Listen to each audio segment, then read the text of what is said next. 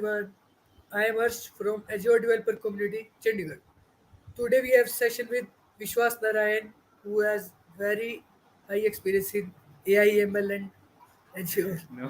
So today we have session on self-driving car projects in TensorFlow, and I am not taking more much of your time, so I will go directly to Vishwas. Yeah, Vishwas. sure. Thank you so much. Thank you so much, Harsh, for being part of it. I thought of completely immersing you guys with TensorFlow and the things like that. But okay, I realized one thing that okay, thoda like if I just give TensorFlow wala inside one version to other, you will get confused. And if I give purely PyTorch, you will not understand the tensors and everything, right? So I thought of okay, making it much more generic, because over a course of time, industry has pursued this technology in such a way that like everything is changing there. Everything is changing, and everybody wants their own stake in the industry, right? So if you think of companies like Lyft, we'll be talking a lot about these companies as well. So don't worry about that. We'll be talking a lot about the companies like Lyft, Cruise, Waymo, and things like that. And I also have designed some demos for you folks, so keep that in mind. We'll take everything in one step-by-step approach, and we'll be go ahead. So I think I've given you guys this slide many times, but I would love for you to have the slide again, because mostly I have realized one thing, that it's just API jugaad and I need to be there, right? So I think API जुगाड़ तो बनना पड़ता है, and all the things related to the basics as a beginner is there in the slides. If you just go here, start checking out, okay, this is what is the thing in the deep learning in the AI market. Yes, it's the same old thing. Of course, I've added some docs related to Vishal Punjabi, one of the greatest wedding filmers, whom you can say even films have called him to just do the cinematography. He runs a company called as the Wedding Filmer, and there is an amazing amount of technology which is used. There are amazing amount of data insights which are being collected. So get to know this, because every step in your journey, it's going to be something like, hey, how much can I really make sure that I've realized this is what is the need of the hour, and that's it. Here it is. So let's just go for the philosophical note first. Then let's just go for an practical note in such a way that you are realizing, okay, this is what is the industry is. This is how I need to approach it. So autonomous vehicle, it's defined as something which has number of well-placed sensors, detectors, and they have different kinds of an actuator which just keeps interacting in multiple different ways. And it's all combined with an algorithm called as fusion algorithms, and a lot of things are coming up. And vehicle get from one point to another without a human interaction. So that is what it is. So basically, it's all automated by computer, actuated by computer. It's all decisioned by a computer. It's just the human who goes and sits there, gets to know the comfort zone of using a self-driving car. That's where autonomous cars comes into the picture. I just I just told you a brief overview about it. When we go through the philosophical note of it, it's just going to be much more sensitive, and because a lot of times we might think it's an algorithm, but it's beyond it. So autonomous vehicles, let's just get it started.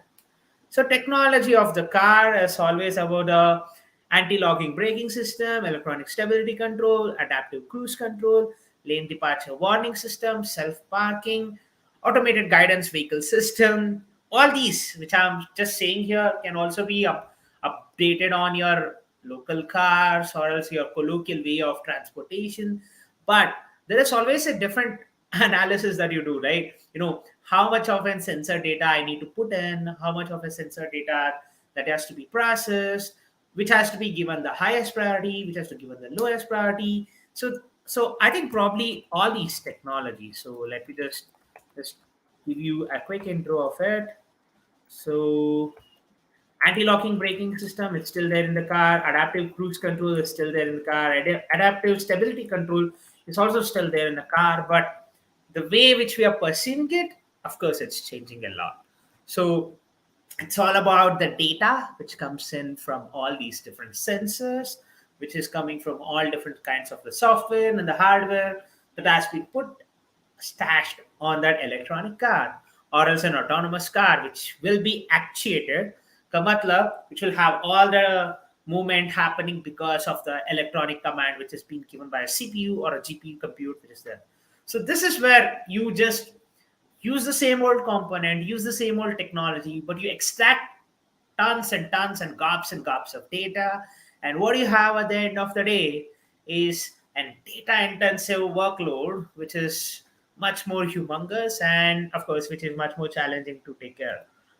So, right now, Google's self-driving car project was always in the pool. Like Waymo, all these companies, they have their own charm in the industry. Over a course of time, what Google really wanted to do was collect as much amount of data as they can, build a sophisticated human system. But over a course of time, people also realize that, what, let's just break the task like what we do in the software world. Like we break the different tasks into small chunks. And what we do is we approach it and we try solving it. And that's where all these different problem statement, the AlphaGo, the chess, the Blue Project, and all these things which were done from IBM, Google, DeepMind. Of course, DeepMind and Google is combined today, but over a course of time, they set their own standards by saying that, okay, we are going to approach this step by step and we are going to approach this intelligence over a course of time. And this is where self-driving car comes into its own picture, because you still drive the same old car the same old way. The accident rates are huge, but they want to decrease it with help of a self-driving car. So this is where Google self-driving car project really defined a gold standard of saying that let's just achieve this one thing as a problem statement, then let's just move ahead with all the other things that we are talking about. Of course, the near real-time analysis of all your visual system with respect to involuntary actuation, like it's very simple. Let me just give you a quick analogy here. You see the road and you start putting in the gear with the clutch pushed up, and you still have hands on the steering, but your left hand just goes and pushes the gear lever. And this is a kind of an involuntary action, right? But it's like the data is getting processed through your visual system, and that is what your machines are, right? They are just dumb machines. They can't understand apart from ones and zeros. So lidar just gave an different analogy for them. Instead of seeing something which is very visual, let's just take in a good amount of sensor data, process it, which requires a good amount of compute, by the way, and then give it out. So I think this was one of the dumbest approach. Elon Musk said that, if you are using lidars, you're doomed. That's what he said. And radar data is much more sophisticated than what you think about your self-driving cars. So radars do their job, and lidars have their own way of working. So we can't deny the fact that they are going to be working the best. But you know, when you think of the problem statements such as like space, where precision is much more required, precision is much more detailed and required as the problem statement there, I think probably there the lidar is going to be much more efficient, much more useful, and much more sensible. But on a self-driving car, which has more of an onboard processing as well as an off-board processing, which is somewhere down the cloud, probably that's what's going to be more of an approach. So this is where we are just talking about the 3D modes of the VZ scanners and all these things. So simple vision models, that's where we are approaching in this entire thing. So we'll be just moving out. We'll also be thinking about what is the next big thing that we can learn from here. So cruise systems are somewhere down the line which are very sophisticated, because we saw that, okay, if we just allow the car to just go at the speed of 100 kilometers per hour, it's not seconds, it's hour at the end of the day. So it will just be so fast that, sometimes even the cruise system goes bad. But there are always a fault tolerance system that is always designed for all these kind of a system that humans are designing, that they think with the process of mindset that, hey, what if this thing just goes down at one given point of time, and what are we supposed to do? And cruise systems are always there for you. So they help you glide through the road, just saying that, hey, I'm just constantly moving at the pace of 100 kilometers per second. But what if there is an obstacle all of a sudden which has to be stopped like 10 meters apart from here? So that level of intelligence with the sensor fused onto that kind of a computer It's just going to be a cruise system, which is a simple analogy for you guys. But in a backend, there are hundreds and hundreds of processing which is happening. Like to be very frank, we have annotated around 10 gigs of data a day. Like I'm talking about highest resolution data that we could ever get.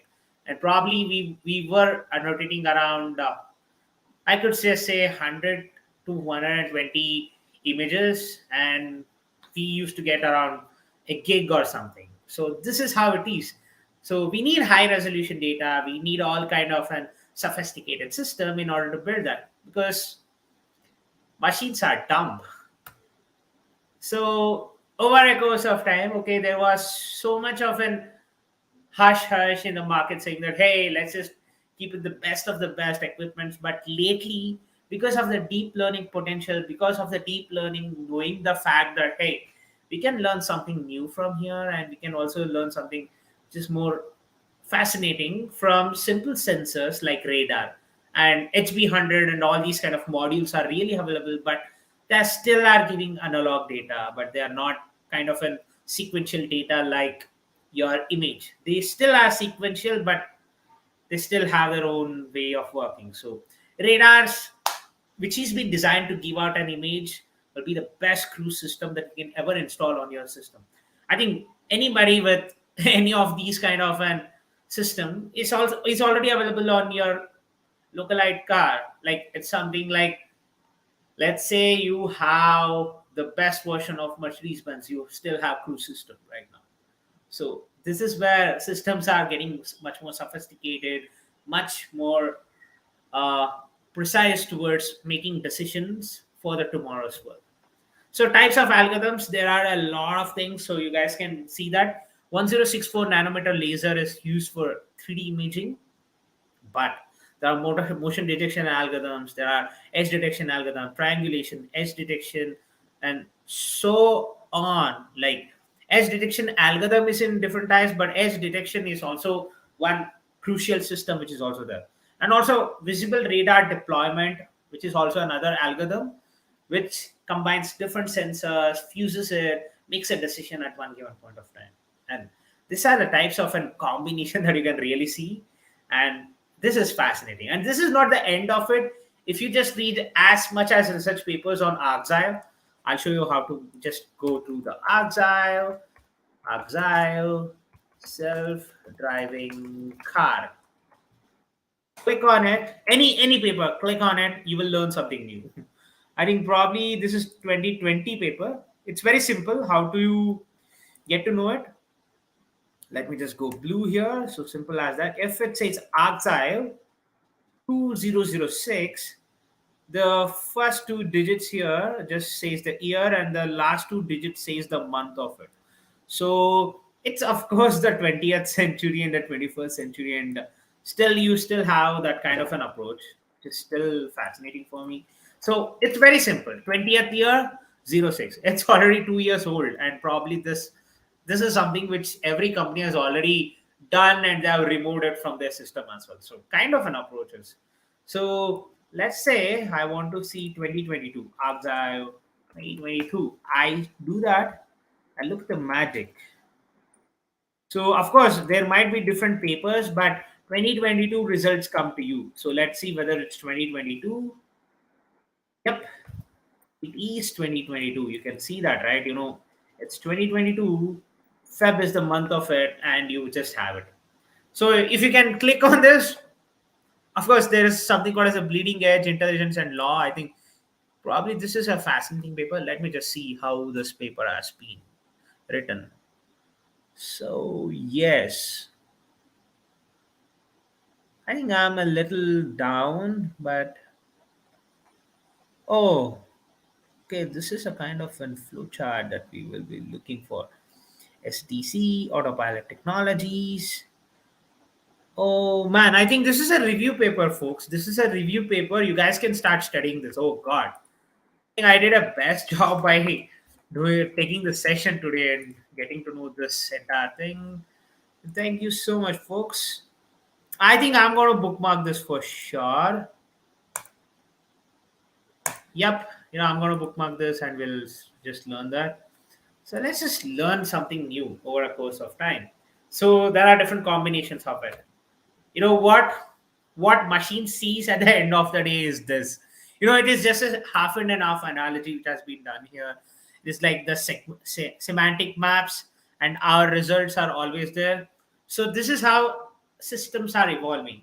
Like they want much more precise and much more lossless decisions that has been made. Like losses have to be less, more amount of accuracy has to be achieved, and this is where systems are moving ahead. So Google, as mentioned previously, there is cruise automation. Tesla Model T, announced in 2014, is coming up with an FSD attached. Now in the year 2019, ka matlab, FSD computers are nothing but fully self-driving computers. Fully self-driving computers. Computer, that's an FSD computer which has been there on Tesla. So what we used to have as an NVIDIA based system, because previously Tesla was partnered with NVIDIA, now they are stashing their own FSD computers. I can show you that pic as well. So I think it will be there in one of the slides that I'm talking. But this is one of the sophisticated chips, and these are the two CPUs, and what you see here is RAMs. So it's a DRAM system that you're talking here. So we might talk too much of hardware here, but this is the requirement of the hour if you want to know what is happening in the behind the self-driving cars. So over a course of time, there is cruise system. FSD computers are coming up. Google, as mentioned previously, yes, they are rocking the world. So Cadillac is coming up with an 2014 for 2017 models, hands-free driving in certain conditions and things like that. Ford Traffic Jam Assist, announced in 2012, gives similar features as well. So all these systems, what I'm talking about is basically something which was old, but they're evolving today. That is what I'm talking here. So components are lane departure warning, lazy or inactive drivers are always taken. So basically, what this hands-free driving is that it's just taking in some conditions of this car being traveling in a lane when the lanes are being properly marked and there's proper illumination. Even if there are no proper illumination, the algorithms are working fine. And over a course of time, it's not about like being completely self-driving. It's what L1, L2, L3, L4, and L5 driving is. So level 1 to level 5 is what we have. In level 2, level 3, level 4, level 5, this is what is always being taken. So even if the driver is completely intact for driving, sometimes he feels lazy because he's a human being. So what happens at the end of the day is there's lazy and inattentive driver has always been notified, and you will be getting to know, okay, this is how I should be driving. So there are some commands which are given through the steering vibrating, or is the sound coming up in the car. So that is where lazy and inattentive driver also being detected. So of course, lot of things. So blind spot monitoring, pedestrian detection, adaptive cruise control plus forward collision warning. Let me just say you how are these things. So blind spot detection and monitoring. So it's something as good as a human can't see at the end of the day. Let's say there will be a kind of a car which looks exactly like a wall, and probably sometimes it starts moving, and computer just goes blind and says that, hey, there was a wall or something like they're here, but already there is a way which is getting seen from a computer, and that is where blind spots also. And also blind spots can be something like, let's see, there is a glare on a glass and sometimes you can't see one side of a glass, right? So that becomes a blind spot to you, and this is where blind spot monitoring and everything has been taken care. Of course, pedestrian detection is required, because detection, if it's not there properly, it's going to be very bad, because it's a self-driving car which has to protect one human from another, and it has to never go apart from the loss of the robotics, the loss of Asilomar. So we'll be talking about Asilomar principle and things like that, so don't worry about that. So adaptive cruise control plus forward collision warning and everything. Of course, you can understand from the word which has been given. So let's move ahead. Static and professional support. So 32,719 people were killed in a car accidents in US alone in 2013. Keep this in mind, because a lot of time it's need not have to be death which is caused by a virus or a fungus. It can be caused by human inattentive actions or else human being lazy at the end of the day. It's basically that one thing that is going to define you, right? So this is where you are. You can see the numbers which are being affected. I think probably whatever happened with respect to the trials in terms of the self-driving car is probably less than what you can expect from this number, right? So this is what it is. The Institution of Highway Safety reported the following in 2014: 7% reduction in the crashes with a forward collision warning system. That means as soon as there is some sort of an obstacle or else a vehicle which is coming up into the picture, car collision detection system actually wants the driver saying that, hey, you should stop braking or else the automatic braking already happens with required actuation already. So it already detected that there was around 7% decrease in the terms of people being undergoing a lot of collisions and things like that.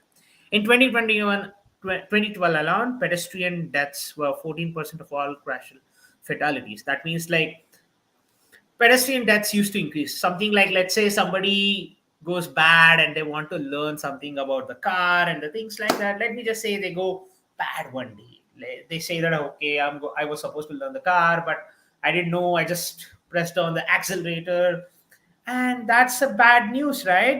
That's going to be so bad because people's lives at stake at the end of the day, and probably insurance is also being affected because of that, because people are relying on the people's life which is there on the road also, right? It need not have to be heart attacks, it need not have to be any sort of a disease, but it can also be some fatal accident that can cause your death, and insurance companies are also working towards it. And of course, automatic braking lowers the severity of the unavoidable crashes, according to the IIHS officials. So these are all some of the numbers which are there on the internet as well. So you guys can go check that out. All these matrices that you are getting right now is probably just going to affect for a while, but over a course of time, when you think of all these matrices, which is just being down as a number, collectively that gives you a lot of insights, like how much is the potential of a self-driving car or an autonomous vehicle in order to prevent all these kind of crashes, accidents, and the things like that. So of course there are drawbacks of it. So, and comma is in system, it's just like in self-driving car system, comma dot AI self-driving computer. If you can see that, it's an attachable computer which will be there on your mirror. Let me say you the magic of it. It just looks absolutely like a phone, but it has much more potential. It has much more capabilities than as good as a self-driving car, right? So it's an open pilot project. Anybody can start using it. The best part about this kind of a system is that it's just attachable to any of the car. Let's say Toyota wants something as a self-driving car. Comma has come up with an attachable module, and there you have it, folks. Your car just became semi-automatic. It's like there is and pilot, which is now just giving you a lot of commands and everything has been taken care. So this is where there is a little bit of a drawback about the safety of the tech, which is non-automation. So 10,000 for a cruise in an Audi S4, as mentioned. Poor performance in the adversarial weather conditions. Let's say India has the best conditions, it works fine. But what about Canada? What about Boston? These are the places where storm of ice is always just keeps on rolling, and you will never get to know what is the road, what is the snow sometimes in those conditions. Who is to blame? Is it a car manufacturer, the programmer, or the driver? Yes, of course. At the end of the day, it's always about who to blame, right? Because car manufacturers will obviously be researching every single day what happens if you find one in the trillionth case study which they have not thought that machine, right? That model has been not trained, that has model has been not deployed, or let's say the model has been in the testing stage but they're not happy and they're not deployed it, but you face that situation. So that's it. I think programmers, of course, the software engineers rule the world. If anybody is in computer science grad here, let me just say one thing: you rule the world. EC grads makes probably they make just the hardware of it, but whatever it is, we as in software engineers we make a good amount of rules.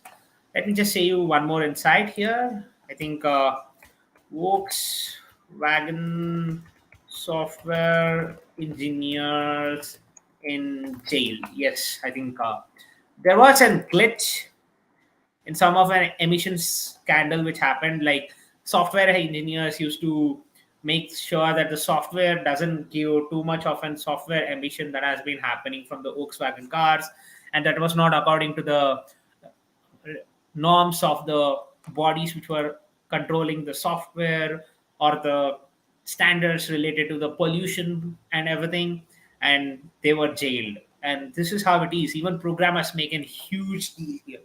It it all boils down to hardware, engine control unit, as well as some of the softwares which are related to the other things that we are talking here.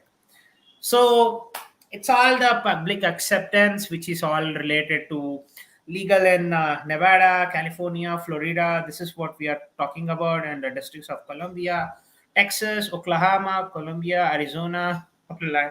Okay, sorry for making this kind of a slide. I think probably I should make it much more bigger, but I was just having NBC, NFL, just Google it, you will also get it. Miami and things like that. So let's forget that. It's all the legal places where you can start driving all these self-driving cars, and all these engines will work the fine way. So it's all about that vehicle to vehicle technology cannot function ideally, right? Just like two transistors are not the same in the world, in a similar way, no new technology can be updated in one other system that we are talking about. Let's say model has the best and the best sophisticated system today. 10 years down the line, they are supposed to go defeat, because it's always that, you have that step by step approach of improvising all these kind of in the hardware and the software. So this is where you get in. So always, it's always this minority or the majority wala drama that happens between the people who are for and against the self-driving cars. So I think these three memes will depict all of it. So Patrick Lynn, the Atlantic guy, just told the same thing. It's all about designers that automate the car and everything. So basically, you can think of like a huge production system that can go wrong at one given point of time. So that is how sophisticated your self-driving car system is all about. So he says that, right, human drivers may be forgiven for making an instinctive but non-lethal less bad split second decision, such as swerving into incoming traffic rather than the other ways into a field. But the programmers and designers of an automated car don't have that luxury, since they have the time to get it right, and therefore bear more responsibility for bad outcomes. So yes, of course, this is how it is, right? Over a course of time, systems are getting much more sophisticated. Systems are getting much more humongous. Means, let me just give you that one simple scenario, right? As I think yesterday I showed you this as well. So it's a simple thing. This is in 2 gig RAM, which is 4 cell, and this is an 16 gig RAM with 8 cell. And look at the amount of memory which is packed with this circumference, right? you know Over a course of time, lot of times when we are thinking about an hardware which can be fitted inside and which can be making some of decisions over a course of time, we also make sure that, okay, let's just fit in the best of the best in this place itself instead of this place, right? That's how technology is evolving. I think I still had an 500 gig RAM. Well, not 500 gig, 500 MB RAM of this sort. I think it was 4 cell like this. No, this is also 8 cell. Sorry for that. This is also 8 cell, 2 gig RAM. That was 500 MB, 4 cell. So a lot of things can be changing in one surface area. So this is a surface area which just changes over a course of time. This is a sophisticated system. This is a not so sophisticated system.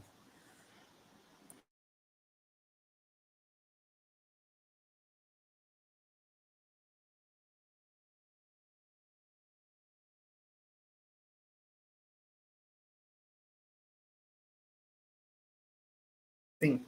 I've shared my screen. I think probably you guys can share it again.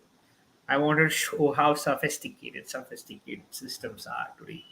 So a lot of things, a lot of things change, a lot of things doesn't change, a lot of things are crucial, a lot of things might not be crucial to some extent. So I think probably just doing a missile system is just going to be better than building a self-driving car. Of course, now we have a shared screen, and let's just go ahead. So let me just give you a trolley problem explanation, which is here.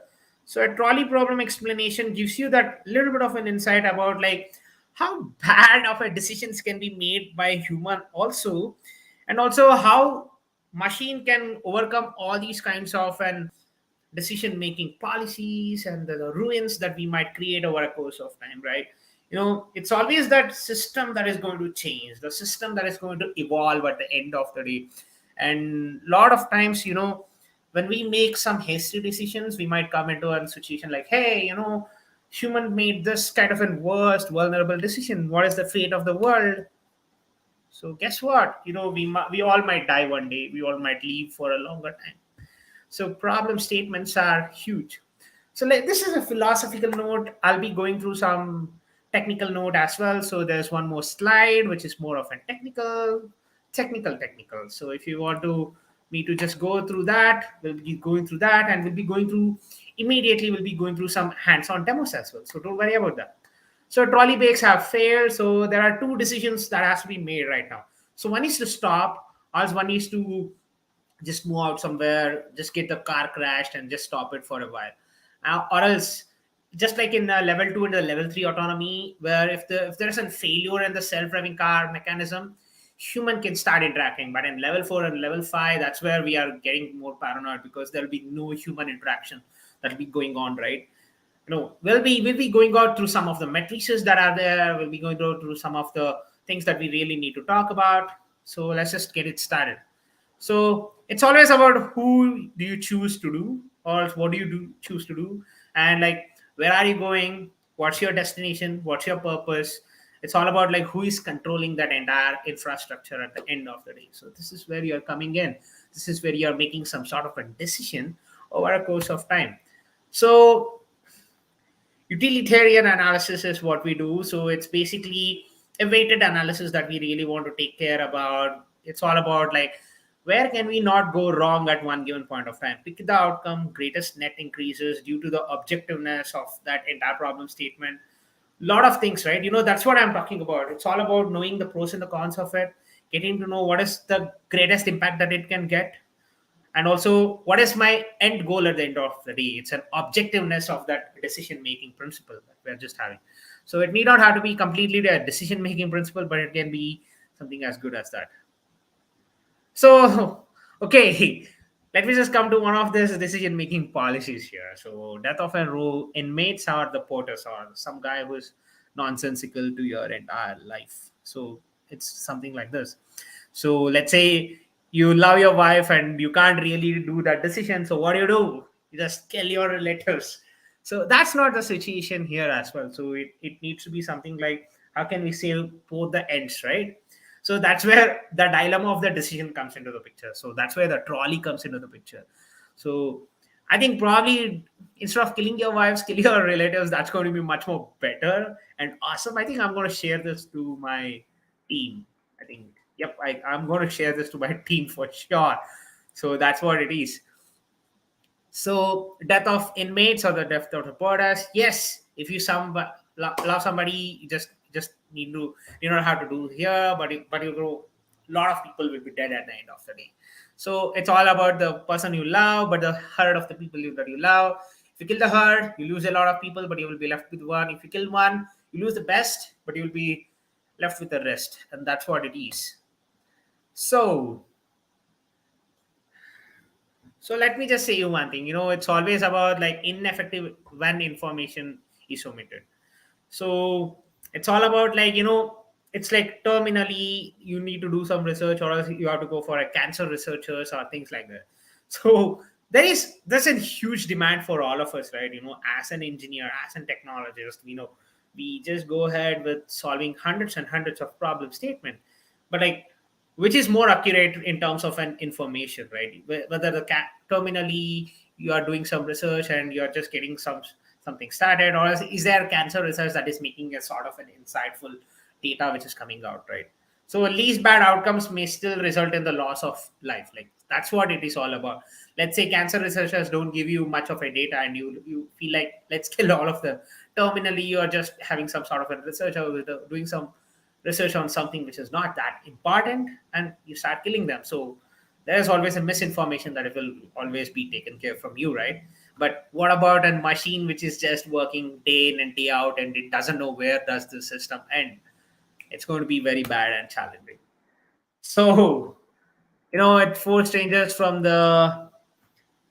and I little, and this is your enemy. So four strangers, death, and your enemy. There is always that dilemma. And let's say your ex-girlfriend is coming there. So I think I had only two, so it's not a problem. So your ex-girlfriend comes into the picture, and you just have a lot of enemies out there here. And whom do you want to kill? Your enemy or your ex-girlfriend? So it's always that decision, right? Another problem sequence is consequentialism.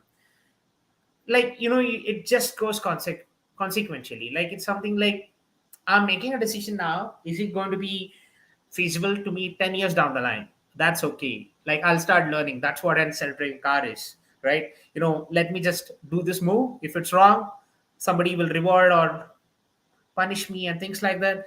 But like at this moment, let's say it just kills out somebody, it's not going to be there. So it's all a concept consequentialism that is we are talking here. So we are making an end-to-end decision that is much more feasible and challenging. So yes. And also you can come out with this principle as well. It should also know when to stop, right? This entire system design that you do for a self-driving car. Let me just say, uh, WhatsApp and the Facebook were down for a while, right? And you understand, WhatsApp and Facebook are coming out in a lot of things that we are talking here. So it's something like, let me just say you this. WhatsApp and Facebook went down for a while, and people in the world could not leave, and the shares went down and everything. So I think probably they didn't want to stop, but they stopped. Let's say it just happened and it was stopped, and the network was being reconfigured, everything was being sorted, and everything went fine over a course of time, right? This is what your Toyota production system and all these things did. So they knew when to stop and not to stop and things like that. But let's say it's an completely a different bug you don't know. Let's say a log4j came in, and all of the sudden many people were paranoid about it, and everybody knew when to use log4j and everything, right? But they didn't know when to stop it. And until and unless that CV was raised, Apache came out with a solution within 2 days. That was something which is magical and mystical over a course of time. Like they knew when to stop it. But let's say there is a software update which is happening on your system, and but yet there is a system that is running on radars and vision and things like that. You can't say when the system needs to stop or when the system needs to start updating. There needs to be a decision done on basis of the luxury of buying that car, as well as utilizing the best of the best in this industry, right? So you have the best of the best, you still don't know where to stop and where to start. That is where technology breaks at one given point of time. So I think probably Facebook had a huge lesson from being down for twice or thrice. I think probably 2020 they were down, 2021 they were down, 2022 I don't know when they were down, but 2022 I don't have any idea when they were down. But 2020 and 2021 they were down, right? This is where your decision making policies, in order to step back, realize what is the system all about, is it required, is it not required, makes a huge demand. So you can stop it. You know that there are hundreds of people that are going to die, right? Then you can stop it. It's something as good as me talking in terms of DevOps, something like, hey, you know what, there is a bug there, let's just roll back to a version which was much more stable. Let's just let it mint money, and let's just fix this, and let's just start building based on this. So simple as that. We all just had that one approach, and we all started working on it. So this is how self-driving car mechanism can be given with an analogy of simple designs and simple technologies that we can just imagine right now. So new class of victims, of course, yes, there is new class of victim. Great news for the people who will be coming up against the self-driving car. Likely there's going to be a lot of ethical conundrum, which is just going to say like, hey, we are not going to accept this technology, but yet let's keep on trying, and there will be probably a lane for your self-driving car or other things like that. That's how technology is today, people. That's how people are coming up with making this technology as a victim instead of making this one of the latest and the greatest technology that we can start working. And this is where this technology makes a huge decision for the tomorrow's world as well. So easing public apprehensions, of course, yes, as per as the year, there is an override capabilities. What if the software goes down? What if the hardware goes down? There's a huge amount of hype about the driverless revolution. Of course, it's a machine at the end of the day. What if it fails down? There's a delayed feedback that we are talking here. A lot of things are considered. So over a course of time, when you make the best decisions, there are even a plausibility, not a probability of it. What's a plausibility at the end of the day? Plausibility is just going to say it's going to be a seemingly reason that is going to be more probable to happen than not happen, and things like that. For and against, right? It'll be more towards the for of it. So there is plausibly there's going to be a delayed feedback. There will be a delayed chaos that will be detected, and probably it's going to be chaotic over a course of time. So this is where your delayed feedback problems also comes into the picture. So conclusion, we are officially or unofficially part of an Arcelomar principle because self-driving cars are much more unique in terms of the system design, but it's much more challenging when it comes to the chaos that we might face. Because this is a new system that the world is accessing right now. Probably there are going to be new terms of failures, new terms of problem statement that needs to be solved, that we will keep learning over a course of time. What an Asilomar principle is, it's a principle which just says building secure and much more of an ethical AI. So that is where we are talking about. So keep this in mind. Everything has its own way of working, and everything has its own way of being existent in the world. So if you just try to overdo something, probably you're going to break some things. If you are trying to overdo a lot of things, probably you might not end up getting the best of it. So keep this in mind. And the slide is coming up with this self-driving Vishwas, because this is philosophical one, so I had to do this. So you guys can see this is the URL for it. So I'll be putting that in the comment section down here. So keep this as a philosophical one. We'll go ahead with some things. Excited. Hey everyone. Hello. Hello, Pranav. Excited. Better be excited because a lot of new things probably I learned. I'm going to teach you guys today as well. So this is going to be much more technical. So keep this with a lot of approaches that you really want to learn. So these are my websites and these are the social media handle that you can just go ahead for and we'll start learning. So a brief history of self-driving cars. It was 1930s that radio-controlled vehicles were being much more fascinating, and everybody wanted to achieve that, right? It was a radio-controlled car where the actuation was supposed to be done with respect to a human command, but yet logically it was something which was not to be run by human completely. Decisions were supposed to be made by human. A little bit of a touch, and the entire actuation has to happen with respect to an human command, which is just being taken care of there. So if you guys have any queries, do reach out to me on LinkedIn. This is going to be a tough session for me as well. Lot to cover, lot to be taken care here, right? So this is what it is, people. So it's all about that. Moving out from a manually driven, human driven car to something which is something that I want to do. Self driving car is what we wanted. And of course, over a course of time, there are different names which come in this field. Ernst, Dickman, and all these guys are philosophically, they have been much more challenging in terms of driving such a good amount of intelligence on a system which I'd never seen intelligent to that extent. Of course, there were microcontrollers, microprocessors which were working, but probably they didn't never try to put in that much amount of intelligence in any of the intelligence system that we are talking here. So 1986 to 1987, I think probably we started now moving towards the cruise control system. The whatever I told about the collision detection, everything that was not there, but that system which just does 60 miles per hour, 100 miles per hour still existed there. So all this work led to one of a trip which really gave out something which was more towards the autonomous driving. And this is where Ernst Dixman work comes into a greater philosophical understanding that, hey, he was the pioneer in the industry. And what you can see is a math and algorithm jugaad, but I can also say this as an API jugaad as well, or API jugaad. So you can make sure you can get that understanding right. This is how the systems were. This is what they wanted to achieve over a course of time. And now it's math and algorithm still working in the same way. And this is what you call machine learning. And still, it's the jugaad that you do with it.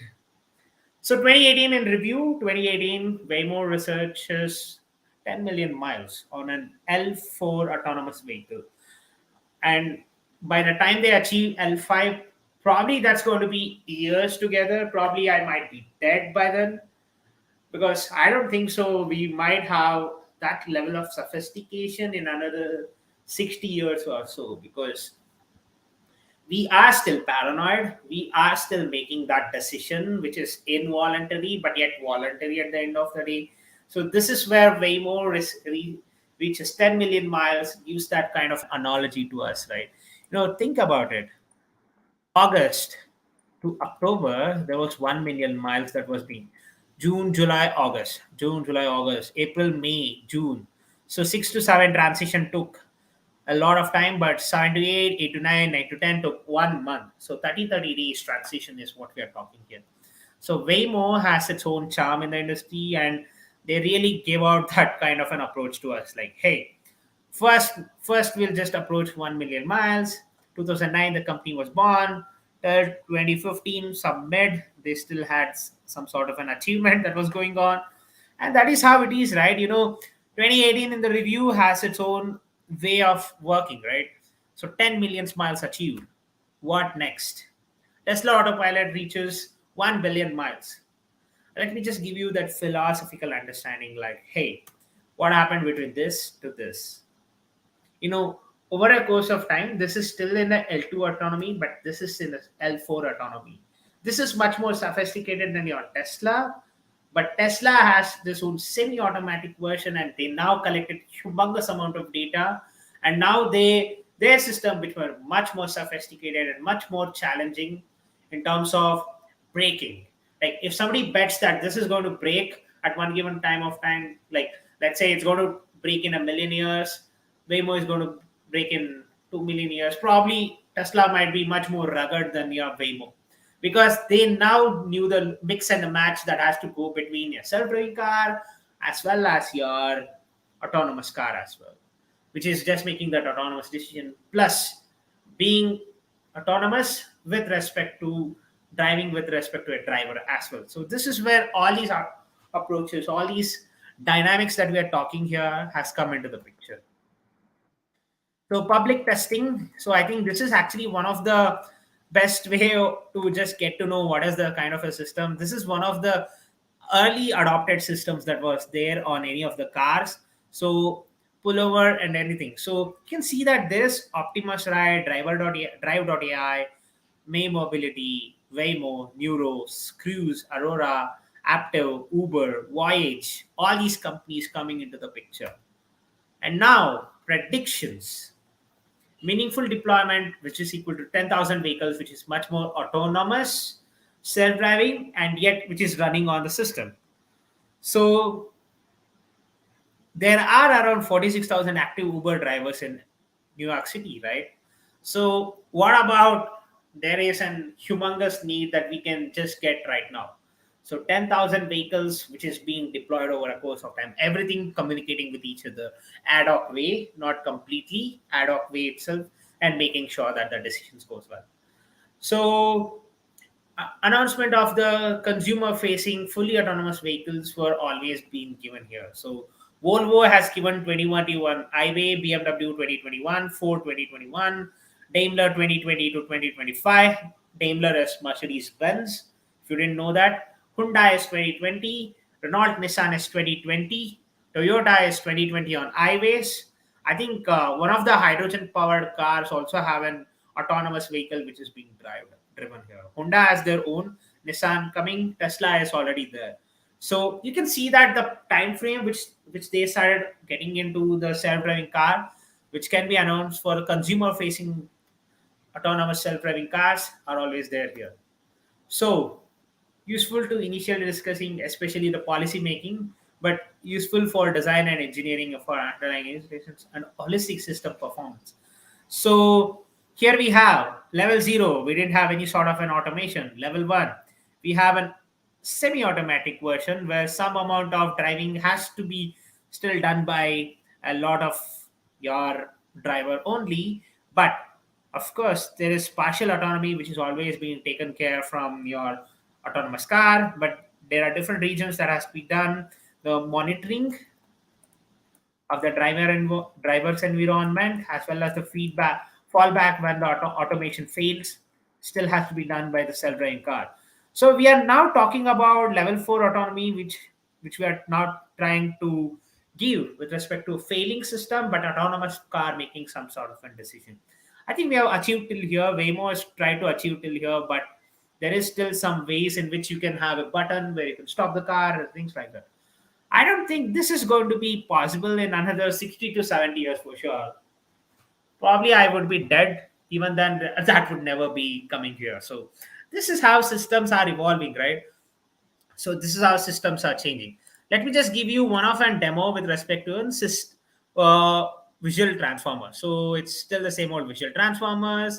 I install them. Of course, file name, I get this. I just download it, and look at the fact that I now try to make a display. And as a human, you can make sure as soon as you have a glance on this image, and I just pull down here, you can understand that hey, there was Rafael Nadal, he had a Babolat racket, and he was doing back end, and he was looking forward for the ball. I think probably he was down in the service line. Probably you can have much more amount of insights, right? Machines are dumb. What can they have? But they are about to achieve that as well. So let me just give you quick insights about this entire thing all about. So it knows that there is feature extraction. The model is there. The input has been allocated for the feature, and of course, the model has been generated in terms of PyTorch and the things like that. So PyTorch transformer is what we are using, and now logits, and of course, loss class index is coming out to be something. And let's see the magic of it. You expect it to just predict that there is an human being as well, right? But it only just says there is a racket here. So that doesn't make any sense, man. It's just one prediction that is coming up, and yet it's the dumbest thing that you could ever predicted, right? Probably something like an YOLO could have done that. Why should I have used transformers, which is much more heavier?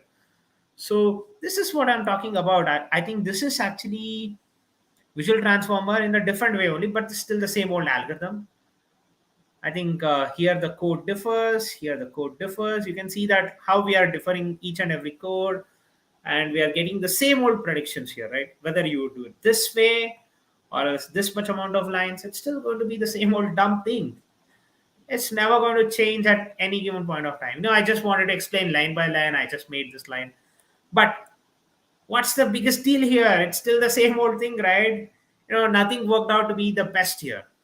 I think Google VIT base 22224, it still took the same thing. Nothing much happened here. So I think so. This is one of the dumbest machines that you can ever look here. I forgot to join. I'm late. Don't worry, Abhinav. I'll be giving you the slides here. I think tiny.cc. I think this slide is always there for you. Just go ahead. I think I'll be sharing you this slide as well. So we are talking about self-driving car coming and making decisions, and it's the dumbest. You can think of that this is the dumbest decision that you can ever make in your entire life, because over a course of time you can be the best of the best machines, you can build the best of the best algorithms, but it's all about that human intuition that you can never achieve it on a machine, right? So L0, L1, L2, L3, L4, L5, all these kind of autonomy is always being determined here.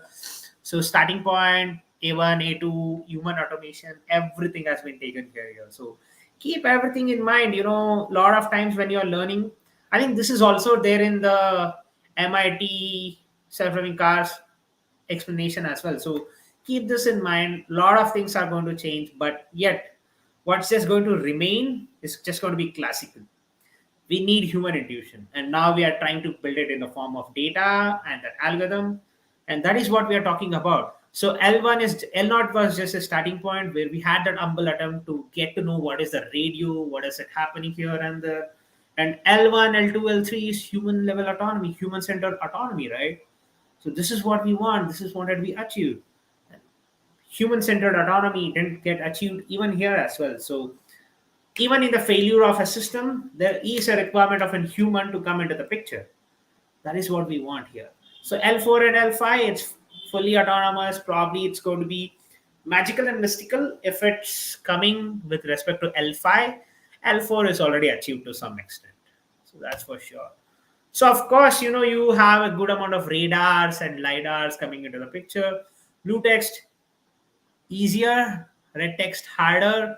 A1 autonomy is what I'm talking here. So human centered autonomy is much more feasible, much more easier to be done, but human less automation. That's we are talking here, the fully autonomous vehicles.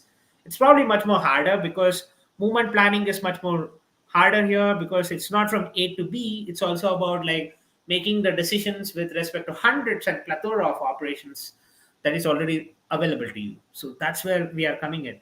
So localization and mapping, where am I? Where am I? It's still going to be a challenge there because, of course, there is a new company which is coming up with 57 trillion blocks and things like that, three words and things. But let's say nobody knows that. What can it do? So this is where it becomes much more challenging. It becomes much more very devastating when you are localizing all these systems. Of course, communication becomes much more easier. Even if, let's say, even if there is a failure with respect to a GPS or something, probably you can use Google Maps. Probably you can use an human to human interaction and go to that place. But completely autonomous, probably that's going to be an apocalypse for your entire belief towards a self-driving car. You're just going to be like, okay, the system is a smoke. Let's just try something new. That will be your mindset. So keep this in mind. It's going to be tough if it's not human-centered autonomy. If it becomes fully autonomous, probably we are going to be doomed one day saying that, oh, it was just a fool's job. We just did something which is not that easier for us. So we're just giving two analogies here because we are now trying to make sure that there's a human clash here, but the human clash is already removed here, but yet there are other mismatches that can appear over a course of time. So this is what we are talking about, right? Tesla Autopilot pattern of use. There are manual and autopilot. 33.8% of the miles driven are autopilot engaged. And if you can think of the pattern of the use, there are 16.2 hours of autopilots which was being taken care, but 83.8% was being manually driven. That means some sort of a driver started running. I'll give you one of an examples in this slide only. So if you can go here and see this, let me just do the slide share. Let me just do this. This is an example where the Tesla stops for a human being but doesn't stop for a dog. Not a dog, but it's a doll which represents a dog. So this is where you can start learning about it. I think my sound is available. Let me just reshare my screen here with my sound. Don't show. Yes, I think share during the good audio. Everything has been taken care. Share system audio. Yes, I'm gonna share the system audio. And where's the slide? Here's the slide. I think being presented. If you are presented, I think I need somebody to present the screen again so that you guys can get to know what is happening, because that thing was much more challenging for me as well. So all these information is there in the internet as well. If you just go ahead and type in, I think probably you will get to know all the information which is already there. I think I'll just wait for the share screen which has to happen. So I think somebody has shared the screen. Perfect. So let's just go ahead. So this guy does all these kind of Catch. things. So let's Let see. Killer Rocky. How is No. this? It's not detecting. Just look at that. As a It's not person. detecting the doll, but it's detecting a person. So let's say he starts riding. Oh God, I can't do this, man. And now it fell over. It just fell over and it didn't Okay, detect. let's see if the safety features will stop this car. Autopilot is off, and the safety feature was not detecting the human being. And Rocky's dead. and this is what I'm talking about. Completely being self-driving is also very bad. There can't be decisions that can be made properly, and this is where all the things that I'm talking here with respect to physical engagement of a driver, with respect to glance classification, is what we are talking here. So let's say road has the greatest amount of classification when doing manual, but during the autopilot, even though there is an autopilot, but there is a decrease in with respect to some amount of glance there, because they think that okay, that is where the glance doesn't come into the picture. Over a course of time, there is always a need for us to get to know different matrices that are coming up here and saying us, okay, this is what a human level, human centered autonomy will be much more feasible, much more easier to be used instead of being completely autonomous. So of course, using lidars is useless, so we will be going through a lot of demos which are using detector and other things like that. Of course, next time probably I'll just do a glance classification wala task and we'll come up with something or the other, but we'll go ahead with something new today, right? No, let's say this is what you wanted in that system, right? This is what your systems looks like. There is a sense of automation which is happening, and there is a sense of compute that is being happening. And now what you're expecting is there is a visual system that is making its own decision, lidar system that is making its own decision, radars are being used, and of course supplemental sensors are also being taken care here. And now as soon as it detects a human, there will be an n number of processing that will be happening with respect to the decision making features, and that fusion algorithm comes into the picture here. So visual odometry is always taken care. Of course, visual odometry has been considered, and a lot of things. A simple definition for your visual odometry is that it's a stereo vision wala concept. I think it's very simple for me to explain, but keep this very noted. I think it's very simple. Let me just go through that. Let's say, can you stop him? That's okay. All right. Let's say, I'm as a human, I'm viewing all at 180-degree vision. But what if I want to see 200? It's impossible. But what if you fuse all different images from all different angles and you start making that inside? And that's where visual odometry comes into the picture. Up and all the surroundings, north, east, west, south, up and down will be the visual of it. So that's what you want, right? That's where odometry comes into the picture. So there are 6 degrees of freedom: the freedom of the movement, there is a change in the positions, orientation, the pitch, roll, and a yaw. I think the pitch, roll, and the yaw, these are all some of the robotic concepts that you should be knowing. I think pitch, roll, and yaw is basically simple concepts that you need to grow. So pitch, roll, and a yaw is something that you are just taking in. So just keep that in mind. You will get to know everything. So all different sources of monocular stereo visions, monocular plus the stereo equivalent depth cameras, all these things comes into the visual odometry itself. So now you have a system. Let's just see how it does the stereo odometry works as well. This is not from me. This is from somebody else. So we can do that as well. So you can see that, right? There are different amount of matrices that are considered here. There are different ways in which this autonomous system is also considered. Of course, there are different lanes that were considered. It's been mapped here in a 3D space, and now the navigation is now being taken care. It's all about training. It's all about going to the right path. What is the path that I need to be taking? Everything was considered here, and everything is getting mapped. So this is the perfect example of like where can you get inside, and you can see that, right?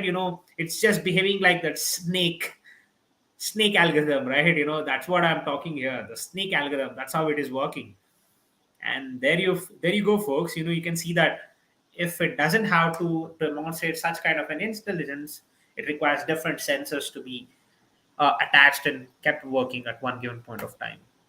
So, of course, there are advanced topics called as SLAM, simulation, localization, and mapping. What works is SIFT and optical flow. And this is and completely a different processing that goes behind in order to get you all these process. And I think I can show you one of the optical flow. I think github.com. I think I can go with Vishwas now. 1, 2, 3, 4, 5, 6, 7. All right.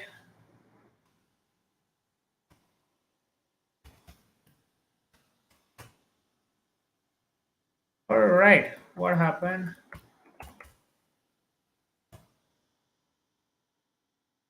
All right. So there's ambulance detection. I think that has an optical flow wala.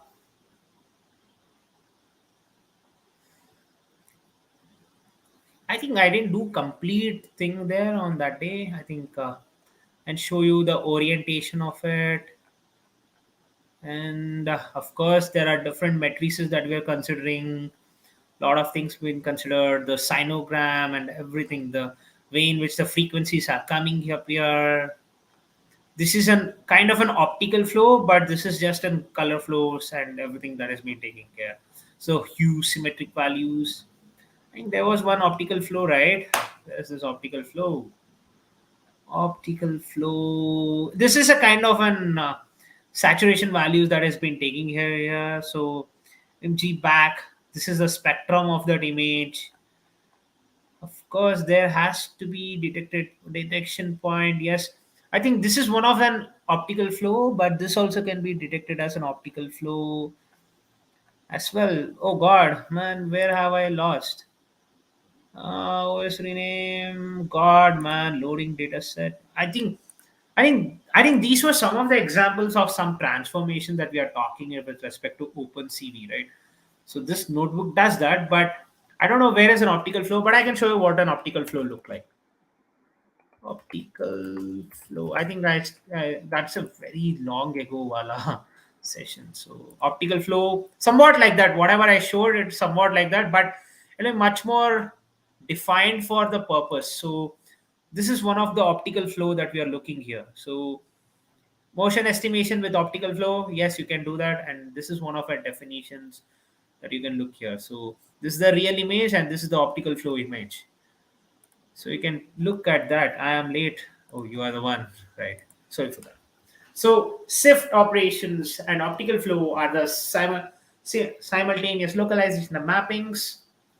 So that there are different ways that you can approach this. There are different ways that you can start working towards it. So these are some of the systems that you can take care today. So visual odometry in parts is what we are taking care right now, because stereo vision has its own way of working, lidars has its own way of working, vision with depth has its own way of working, and a lot of other operations, right? Feature detection is SIFT, fast. All these algorithms are also coming into the picture. So visual odometry is something like, okay, you just map all of things, but the lidar odometry is something different. It takes an world information. It's a 3D space information that you're comparing and pulling it down on a 2D space.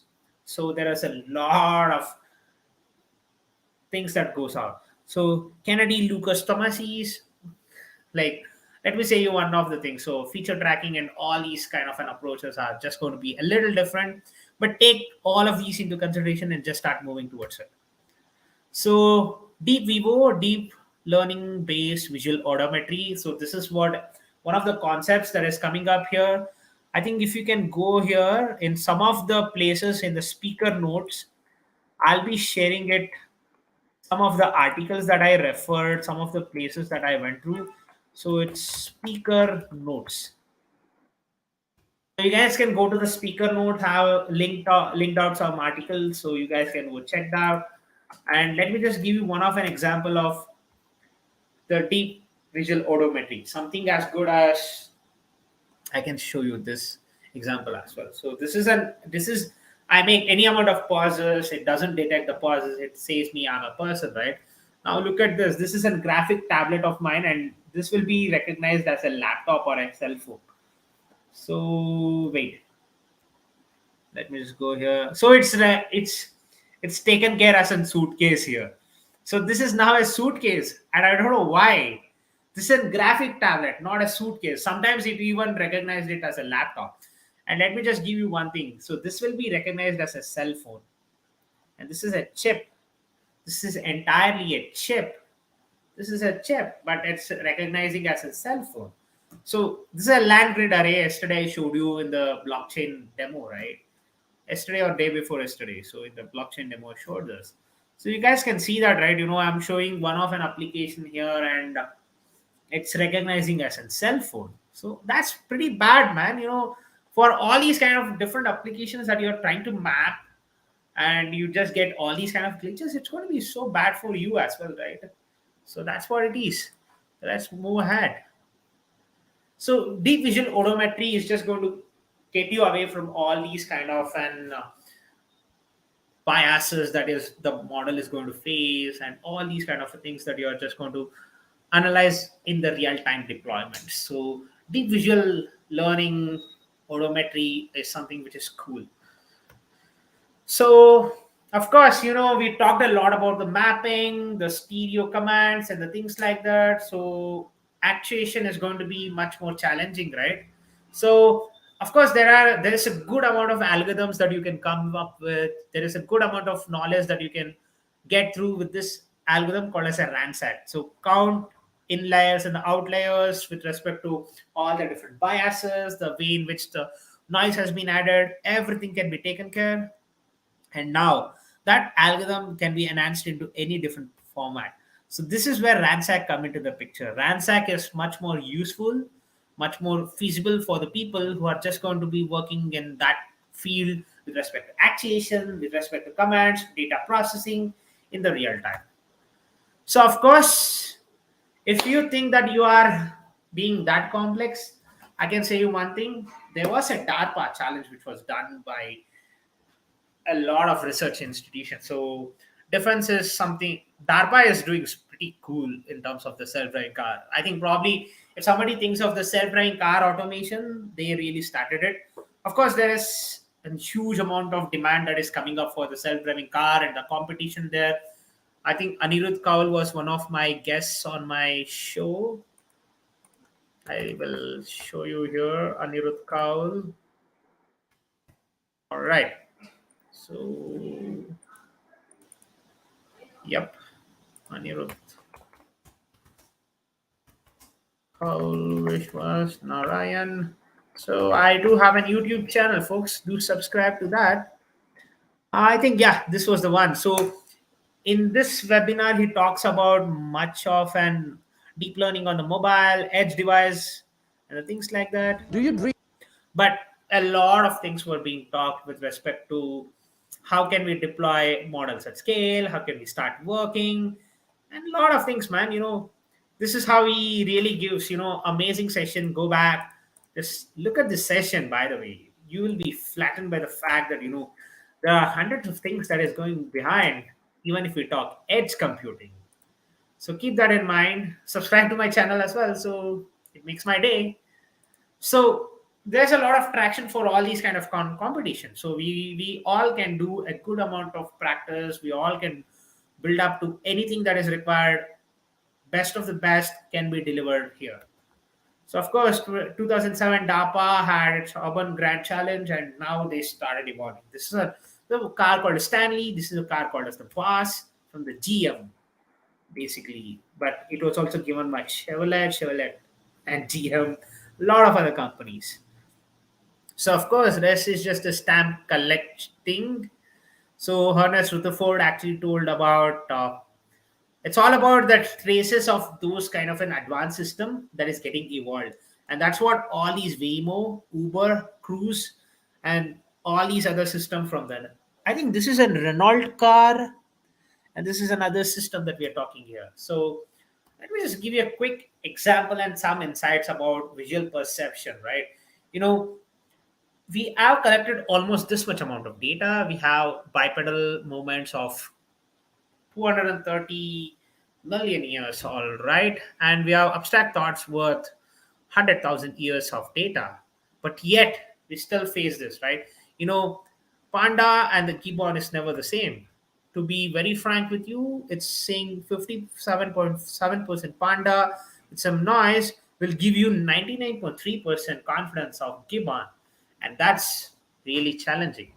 So this is where it comes out to. So encoded in large, highly evolved sensors and the motor portions of the human brain is billions of years of experience and the nature of the world and how to survive in it. Abstract thoughts in the new trick, perhaps less than 1,000 years old. We have not yet mastered it. It's not all intrinsically difficult. It seems so when we do it. Hans Morvat. My children. So it's 1998. So 1988. Sorry for that. We are talking about end-to-end deployment at scale. We are talking about people bringing out such kind of an insights here. And lately, it's just going to be arriving at you at one given point of time. And that's what we want, right? We want a system which is much more capable of doing anything and everything for us. So trying to mimic a human, but we are not capable of doing it. But how can we survive tomorrow? So this is one of an example of the adversaries that we can talk. So generative adversarial neural networks, and there are a lot of other things that are coming up. So stay tuned for that. Future sessions are going to be much more challenging. So this is what we had. And this is one of the intuitive understanding that we have right now. Humans and automation can mix well, human can fix well and easy. That's what I'm talking here. So let's say we make a mistake and we can make a different amount of insights with respect to the information that we have. But with respect to the amount of autopilot, TAC, and all these kind of things, probably we are just going to lose a lot of insights here, right? 34.4% of the miles driven are autopilot engaged. का मतलब there will be always an institution that will be just having a good amount of data, the good amount of models, the layers are being built, the finest engineers are there, but yet there is a requirement of a human at the end of the day. Whether he's the dumbest in the class, but he's the best on that experiment that time. So it makes a lot of sense here. So I think this is one of the example that we are talking about. So it's always about that human-centered intelligence and where not possible with respect to human intelligence. So let's say the racetrack here is from the Deep Racer, which is from FIT's assignment. So you guys can go check that out as well. So it's always that, we just come up with different approaches, different ways in analyzing what can be right in the system, what can be wrong in the system. So this is where you get in, right? You have one of the best ever clean data, and you just have an abstract data like this here. So abstract data like this here cannot give you that much amount of an insight, cannot give you that much amount of an intent. But let me just give you one of an example here. All right, so video.mkv. All right, so this is one of an example here. Oh, sorry, that's my mom's cooking channel. So video output with respect to that image is being here. So it just detected there's person, auto inside all these motors, drivers, cars, person, segmented, right? It's already segmented a good amount of data, and it's already making it for us. So this is the same data that I've taken, but algorithm really worked. But what if there is a movement that is required with respect to the detection? Probably there is a stream of data which is coming in, right? In here, if you see, there are a stream of cars which are coming in. That's going to be much more chaotic. It probably can move a little bit longer, but it's never going to be that feasible. That's what we are talking here. All right. So this is also from the MIT as well. So this is from the shared sensor, where it's always about the robustness and there's fully autonomy of it.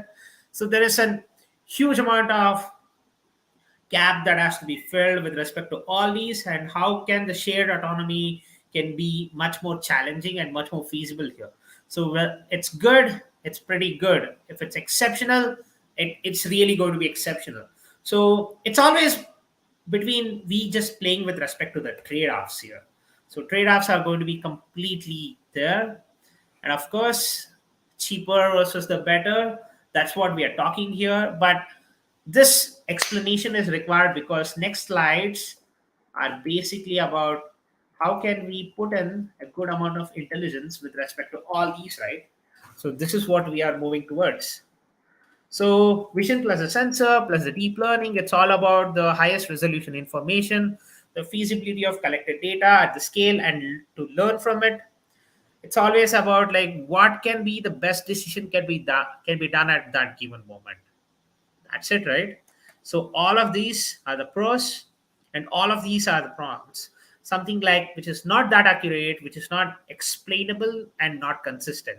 Something like you go through the same road, probably the detection might not happen the same way because probably the illumination have changed. Probably there is a change in with respect to a lot of other features as well, right? Somebody might have had cut down the tree which was there, that would have had given a different amount of illumination, and that illusion would have had been created, but it was not there. So what next? It's not consistent at the end of the day. But lidars on the other hand, it's just a dumb machine just like a computer, but it has its own way of working. Of course there are lidar faults that have been also written in the history of the self-driving cars, but lidars are much more explainable, consistent, much more accurate, does not improve over a course of time, but it's much more expensive. So this is where lidars have its own trade-off, radars have its own trade-offs. So this is what it is. Lidar is much more precise. Radar, even with the highest resolution, this is a visible spectrum radar that we are talking here. And this is much more challenging to be processed. This is much more challenging to be taken care because both of these spit out the signals out, they receive the signals, but the accuracy which you are getting here is much more different. It's like Zameen Asma ka farak. There is a lot of difference between the accuracy of the reception that has been taken care here. Of course, you can have a good amount of self-driving car. Cameras with respect to computer vision systems are much more cheaper. Human brain similar sensor technology for driving. Better depth estimation, of course, there is there, and not good in the extreme weathers. That's for sure. But remember all these things. Huge data is equal to deep learning, highest resolution, cheap. That means novel at the end of the day. That makes it much more capable with respect to self-driving cars, right? What do? You just see the car and you just see the road and you start driving. That is what we require, and that's what we are achieving here as well. So of course the future of the technology, it's camera versus the lidars versus the radars. Always, it's always there for you. So you guys can also refer to all these papers that I'm referring to in my slides, so you will get to know what is the different kind of and sensors that has been given. So there is radar here, lidar here, vision here, everything that has been taken care. So what do you want more? There's a huge set of an autonomous pack which is there on the roof of the car, and this is not making the best of the best decisions, right? That's going to be much more challenging tomorrow as well. So we need to keep all these things in mind. So of course, this is a cooling system that we are taking. Of course, this is from the Uber itself. The Uber, when they initially came out with the self-driving car projects, they came out with cars like this. So in the meantime, let's understand how the brain works, right? There is huge data. There's machine learning, which is algorithms, which is just being formed right at that moment. And there's a human-centered autonomy that is coming up here. So your parents teach you, your relatives teach you, your friends teach you, your teachers teach you. So it's always that, we need to meanwhile understand how this kind of an system is going to evolve. So it's all about the data collection, the data processing, and the next thing, the tip of the iceberg is just the deployment at the scale. Thinking about 10,000 plus deploys, 100,000 plus deploys, changing updates, rolling the updates at one given point of time. It's a challenging move. So, vision plus the DL versus the lidar in the L2 and the L4 autonomy is what we are talking about here. So we still got to know the same old way of understanding this is what we required in a self-driving car. But look at the magic of it. L2 autonomy gave out 1 plus billion miles plus L4 autonomy just gave out 10 plus million miles right now. So it has not yet achieved 100 million miles as well. And if you can think of, Lyft has one extraordinary paper, 1,000 miles. Yes, that's the paper. Lyft Argyle. There was a paper from Lyft or Waymo, I think. Uber? No, no, no, no, no, no, no, no, no. 1,000 miles. Argyle. There was a 1,000 miles research paper. Data. Argyle. So wait, I think there was a Lyft has its own data set. Argyle. Oh wait. There was an amazing paper from Lyft. I've read it by the way. I forgot. Lyft 1,000 plus miles data set.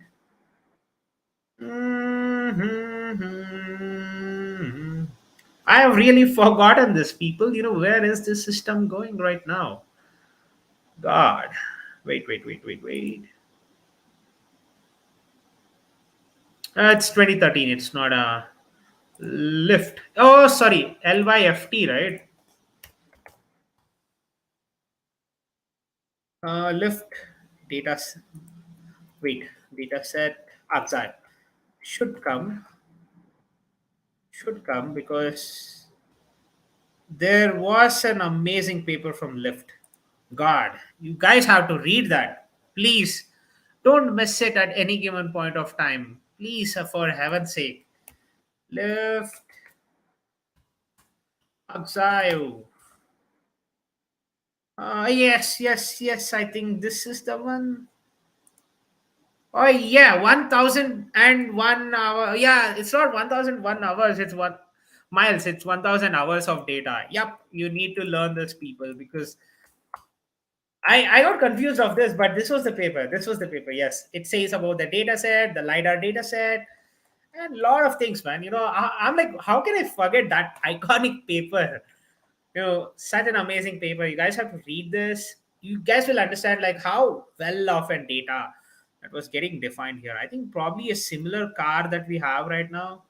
I think Uber also has a similar one. I think Lyft is also working on a similar car here. You guys can start listening to all these things. That's the best part about it. At the end of the day, the winner is Tesla because he is winning the market with respect to 1 billion plus miles and a lot of autonomy, which is state of the art. So Sebastian Thrun, one of the academicians who is coming out with a lot of self-driving car education for the people as well. One of the guys who is part of the Udacity as well, so you guys can check him out. So I think this video has been made unavailable, but this is one of the podcasts with Lex Fridman, one of my most favorite teachers in the entire world. One of my most favorite. I've read his amazing article on it. This is one of my podcasts with somebody called as David Silver. He's one of the primes in the world of self-driving cars. He has worked on many different problem statement. Of course, you can see different amount of things that I've done. So you guys can check that out as well, people. So I did a podcast with him. Great person, great insights. Just go. It's just 29 minutes. Learn as much as you can from him. Of course, he has an amazing TEDx talk on how self-driving car works. Probably teaches you a little bit of an insights about what is there in the world, but complete insights will be given here as well. So just look at that as well. And this is one of my podcasts with somebody called as Akhilesh, who was working in Flux Auto back then, but now he has changed his company right now. But he's pretty awesome in terms of what happened in the self-driving domain. It was actually a self-driving truck company, and a lot of things were amazing here. So you can listen to this podcast, which is 2 hours long almost. So of course, the pioneers in the industry are here. Who is the father of the self-driving car?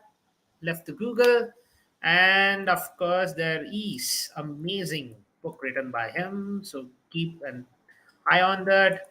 And of course, Ernst Stickman. How can you forget him? He's the pioneer for the self-driving hush hush that we are creating right now. And Ernst Stickman's Wamros must be Spence car or the van is here. So you guys can check out the slide. It's a plethora of information that I'm giving you right now. It's not in a short span of time. Of course, I've taken a huge amount of time. It's almost 1.5 hours just explaining you all these things, and another 1 hour explaining you what is this technology all about and the things like that. So you guys can see that, like, huge amount of insights on the way in which this car is working, the van is working. It's of course L2 and L3 autonomy coming here. So it's one of the best that you can talk, and the visual system that has been attached here is also here.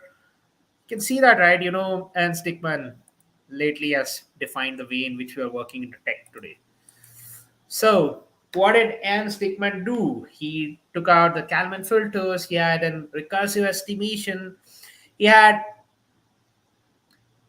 static movement with respect to artificial intelligence, and which we were talking about all these things. So all these things had a 4D vision, right? 4D vision is this. All these visual aspects that I'm talking here is basically with respect to the spectrum, with respect to the ways in which the automation was being perceived, and a lot of things. So it's not like a VR and a AR system. It's a new dimension or towards it, but technically this is what is happening. There is a frame after the frame that's being processed, that's being taken care, and over a course of time it's going to be unassigned to any decisions, but now collectively make some decisions. And this is where you are bringing in a good amount of insights here. So brief industry continued, because over a course of time there are ways in which you are coming out with it, but universities had different fundings. University has different ways of working with respect to the tech. And the dilemma comes up when you think of this and with respect to these two books. Wire for Wars, Ghost in the Wires, completely a new different insight when you start reading them. Like, apparently you will understand, okay, why is there a system that is going to fail? And also, why is there a system which is working as fine as possible? So this is where the dilemma sits down. So over a course of time, DARPA had its own challenge, and these are some of the winners that we are talking here. Since 2008, autonomous commercial vehicles, mainly used in mining operations, and companies are coming up with new solutions. So that is what autonomy was 2008, 2015, 17. Later, it really changed. It's not commercial vehicles, it's consumable vehicles as well. So of course, Bus from the Carnegie Mellon. That's the second car that we were talking about. I think I can go here. This is 49. I think this is the car that I was talking about. The Boss. Boss is here. So the Boss from the Carnegie Mellon is here. So 2007 winner is here. I think Carnegie Mellon is called the Mecca of robotics. I don't think so. There is anything be said about they winning it. They were supposed to win and they won. And Boss really had a different way of algorithm. Anytime D star, A star algorithm, we don't read right today, but this really rocked the market back then. On road navigation, trajectory generation, the ways the motion has to be planned, the way the motion has to be maneuvered, the entire car has to be maneuvered in that road, right? All these trajectory, motion planning, everything came into the picture. So our aim is to give an intellectual and a sparse-based approach for a self-driving car or an autonomous car, because basic ideology is to create the data set and also work on the sensor data aggregation. The basic aim will be to working to collect the data from the test cases, because this is what we want, right? If it really passes within 1000% accuracy, I'm just making it up, if it just passes within 1000% accuracy, we are just going to put it in the self-driving car, which is consumable. That's where market is heading towards, right? That's where we are trying to heading towards. And whatever I showed was just in detectron 2 prediction. I'll be going through the code as well, but this is what we are trying to do. We are taking some basic ideologies and we are trying to evolve with it. So anytime D star was something always considered. So there are distant keepers, there are different systems that are working at one given point of time. What if everything goes and breaks? And so there are three different systems that come into the picture and they make the decision all of the sudden. That's where anytime D star algorithm comes into the picture. A star was there, but D star really rocked the market. Of course, later on, there were different errors which was being observed, exploration mechanism and crashes that were used in statistical modeling approaches itself. They were being taken. And of course, this chaotic video was what we saw. And later on, in future, it's always about within the next 3 to 5 years and within next 10 years. This is what we really want, right? And this is all about reaching the level 5. I think probably I can make this 50 and I can make 100. I'm just going to add 1 zeros here for the next talks. It's just going to be much more easier here. So of course we have a huge plethora of data sets. ImageNet data set has been used. Our opportunity in artificial researchers and intelligence is to improve the same people's life at a mass scale. That's what we are aiming towards. And let's go hands on. End of the theory, folks. I think 1 hour 42 minutes of theory. I think it's going to be another 1 hour of code run. So keep that in mind, people. So of course, there are different packages that you can install. There are different commands that you can work on this. So keep working on that. Check if the collab version is right. What is it all about when you're working with respect to the Python versions, the CUDA versions, and the things like that. So it's 3.7.12 that I was using. Probably this might have been updated. And this is how a tensor look like. It's just stream of arrays that comes into the picture. And that's where your computation takes a huge hit. If it's stream of data, it can't really process at one given point of time. And probably some insights might be lost and some things can be very, very devastating. So that's where it comes into the picture, folks. Everything has been considered and everything has been changed over a course of time. This is how the thing starts working. Torch.nn, there are different definitions for it. You guys can go check that out. What are all the different modules that are already available in the torch.nn module? And it's already here for you. So dir nn gives you that. So what's there in that directory? It's just giving you that. And storage and the views. How are the tensors being stored? How is it being processed? Everything has been taken care here. So what's the size of the tensor? 2 rows, 2 columns. How is it being told? How is it being taken care? All the things. Every little information is coming to you right now. So this is what processing is looking like. This is how you see how the CUDA is. Let me say you a brief intro about what is CUDA. CUDA is Compute Unified Defined Architecture, which is just going to define like, hey, this is what we wanted in the world of self-driving cars or else any of the problem statement that involves deep learning. What is it doing? It's very simple, folks. It's just optimizing the compute to extract the best out of it. So this is where torch.cuda, if it's available, make sure that CUDA is available. And if it's using the CPUs or the GPUs, make sure that there are different ways in which the processing with respect to the X and the Y and the Z happens in a different way. That is what you are saying here. And that's being optimized with respect to this code. Automatic gradients, of course, yes, the definition of all these things will be coming into the picture. So it's basically like just giving you that optimization through some sort of a gradient, so that it's going to be much more easier for you to use when you are just building such kind of a system. And then torch dot ones, everything were taken care here. All these things, everything that I'm talking here is also there in that PyTorch documentation, but I've made much more easier for you folks to get it. And why is an automatic gradient needed? It's because multiplication division is much more compute intensive, and automatic gradients is going to make you compute much more faster, much more easier, lesser compute loads on the CPUs and the GPUs, more accurate the results will also be, right? So that's where it is. So keep all this in mind. I think it's an end-to-end session that I can give based on this notebook itself. It's just simple models that I just did, one layer, two layer neural networks that I just wrote, and everything was taken care here. So it's a simple sequential data, ones and zeros wala data, numpy array was being generated, and now we had that. So this is what it is, right? So this is what we did. And just go through this notebook, basics of PyTorch. Basics of PyTorch, you will get to know what is it. So tiny.cc. .cc. It's here, folks. Basic of PyTorch. Of course, yes, it should be coming up for you. So I just created a shorter link so that we can go ahead with the other ones.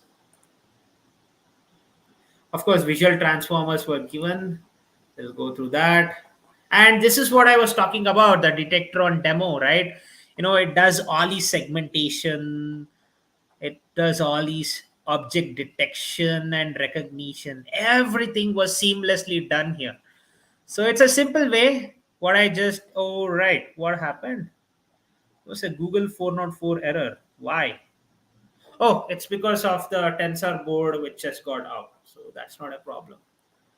Our tensor board is just coming out. So it's object detection and segmentation which happened also. So this is what it is, right? Very simple, very easy ways to deploy it. Very simple codes. I'll show you how it is.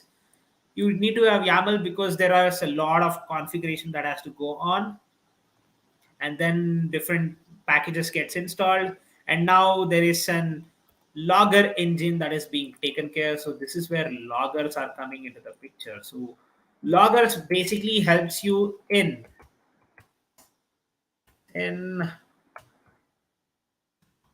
Detectron.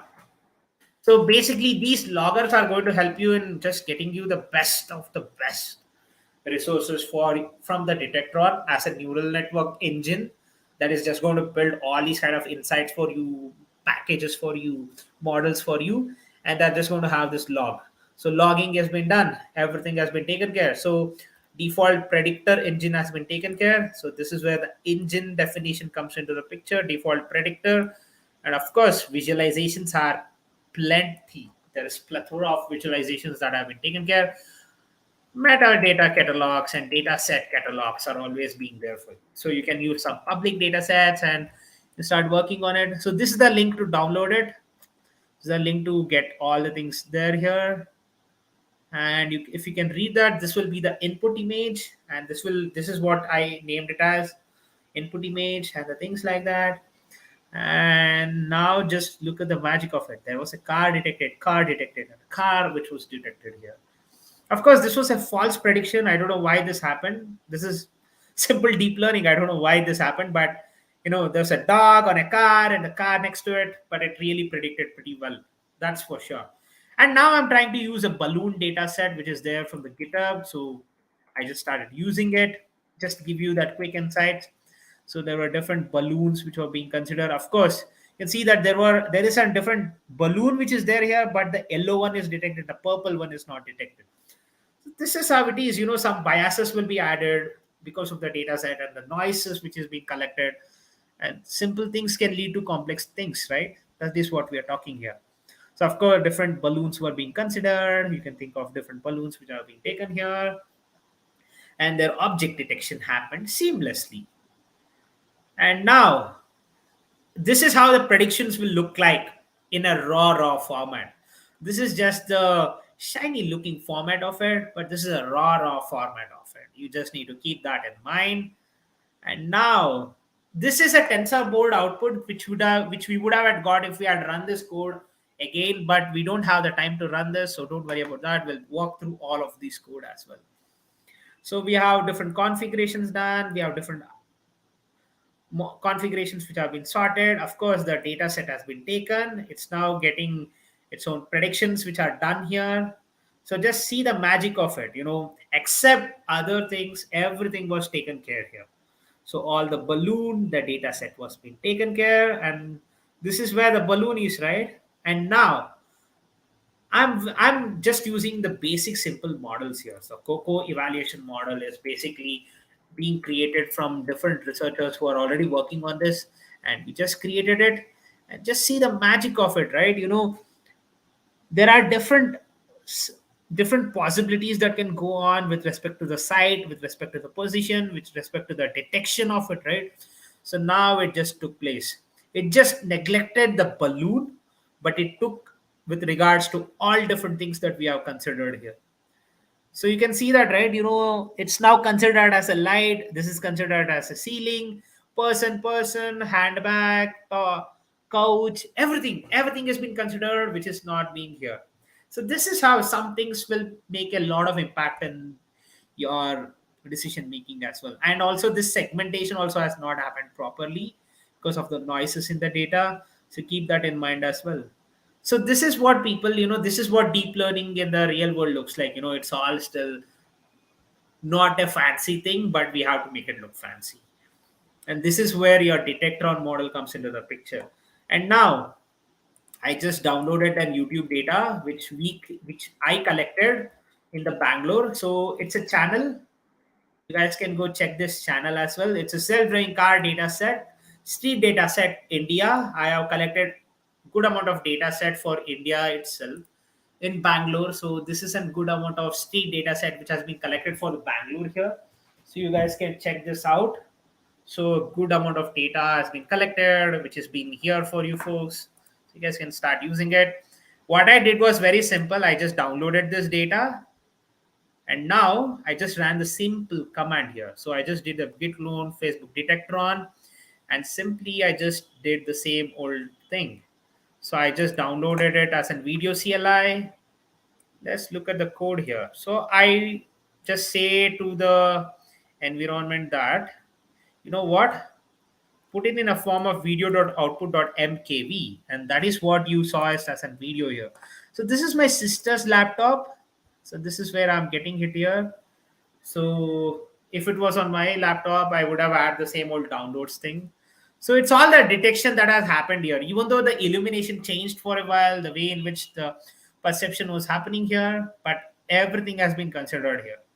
So a building has been considered, traffic light has been considered here, bus has been considered, car has been considered, motorcycle, a person has been segmented, car has been segmented, road has been segmented properly. And now if you can see that there is a person who is coming up. I don't know what was the prediction of it, but I think it has detected as a person itself. Car has been predicted. So you can see that, even the slightest of the slightest details of the car, and the car has been detected here as well. So simple as that, all these kind of different data set that I'm just jotting down here has been detected, and it's now coming. And now I use the same data set. I use the different COCO segmentation data set. Panoptic segmentation happens here, and look at the accuracy of it. It just now knows it's a pavement, it's an road, it's a car, it's a dog, it's a motorcycle, but it's a car toy at the end of the day. But it just does that. And also, if you can see that there is a key point of RCNN, which is just taking the 50 R50 data set, just been taken care. This is doing the pose estimation of it. Just look at it. The scapula pose, everything has been taken care. The hand pose also has been detected here. Just look at this hand pose that has been detected here. Everything has been taken care. And just wanted to show you this. Since I used an model which was already being created for the balloon, it just detected balloon only. It just took the facial points or some feature points here, but it just detected as a balloon itself. Though it's an instance which is supposed to be taking care of all the different things about the posture, but it detected as a balloon. I don't know why. You can see that, right? It's saying 100% accuracy balloon, and no model in this goddamn world is 100% accurate. And this is what it, folks. This is what it is. I think I was supposed to work on another pose wala thing, but we'll go ahead with the other demos as well. So don't worry about that. So this is a PostNet demo. This is taking care only of the hand, not the phalanges. I think I'm working on one more project which uses phalanges. So I think I'll use that and I'll come with that. It's not this. It's another project that I was looking at. But this is an MLJS project which I was working on. There is already a postnet project which is already there. So you can look at that. There is an eyes, there's an ears which has been considered, and the points of my hand also has been considered, and the shoulders. If I go back for a little while and if I do this, my shoulders also has been considered, and my arms also has been considered. So look at the magic of it. And even though if I do like this, it knows that there has to be an end somewhere. So this is how accurate it is, folks. So I think this was an YOLO V4 demo. I think we'll go with an YOLO V4 demo. I think I closed the detector on demo. Wait, I'll just share you that thing. All right, this is going to be so challenging. So I'm going to stop the share screen. I'm going to start it again.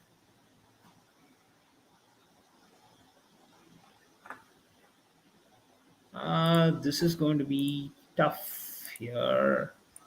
So wait. YOLO. Oh, it's here. Detectron demo is here. So yes, I think I'll share that screen. Did I do Detectron demo? No, I also need to share you this slide as well. So I'll share you that slide.